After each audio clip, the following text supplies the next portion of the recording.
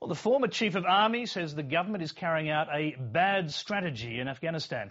Lieutenant General Peter Leahy says politicians need to be more involved in deciding how long soldiers stay in the fight. His comments in a wide-ranging interview follow the release of the secret Afghanistan war documents. Today, the WikiLeaks papers forced Pakistan to deny covert involvement with the Taliban in Afghanistan. Peter Lloyd reports. The evidence is not conclusive, but it is increasingly compelling.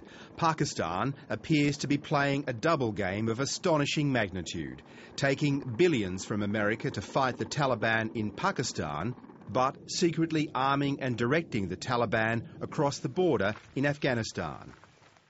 This is Pakistan's former spy chief, the man long suspected of helping train and support insurgents. All this is fictional. There is no truth in it. All the allegations that have been levelled against me, it only depicts the intelligence failure on part of America and whoever else. Whether Hamid Gul is involved or not, there is a strong case to suggest Pakistan's military and intelligence elite are. Though some of the evidence is contained in the WikiLeaks papers, much of it was already suspected. This is the latest study of the covert links between Pakistan's spy agency, the ISI, and Afghan insurgents.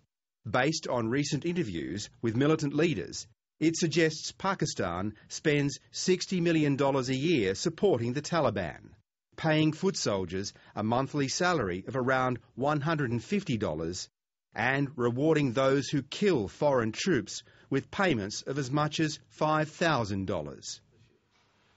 The progress of the war is worrying one of the Australians who used to be in charge of it. Until 2008, Peter Leahy was the Chief of Army. He wants a major reform to the way Australia goes to war, believing Parliament should decide when to send troops overseas, not just the Prime Minister. In my proposal, I've suggested that the executive really have that initial decision. But after a period, and I've proposed 60 days, and that corresponds with the War Powers Act in the United States, that the Parliament say, yeah, we think that was a good idea, or we're not sure about that. But by then you've seen the dimensions of the struggle, you've seen what strategy might or might not be working, and you allow people to determine what's the best way to prosecute this war. So they'd have a vote to override the executive? Well, that's a matter for the Parliament. I guess if it came out that way, in 60 days or in 3 years' time, the Parliament has that capability and the people of Australia have that capability. In the case of Afghanistan, Peter Leahy says it's bad strategy to deploy the military alone. He argues that real progress will only be achieved by an army of civilians in charge of reconstruction instead of soldiers. I think it's going to be difficult and it will take some time. But it won't be achieved by just using the military. Give them roads, allow them access to markets. They're not jobs for soldiers, but at the moment it only seems that there are soldiers who are the only ones who can do them. Sure, but you can't send civilians if it's not secure. Yeah, and that's the problem. So how do we do that? That's the discussion I'd like to see the Australian Parliament and the Australian people have. Do you think the Australian people would be happy if they had a fuller understanding of the involvement, which is now becoming clearer, of the Pakistanis in supporting the Taliban? We do know that the Pakistanis were involved with the Taliban in the early days of the Mujahideen and when the Russians were there. There's some debate about the current involvement.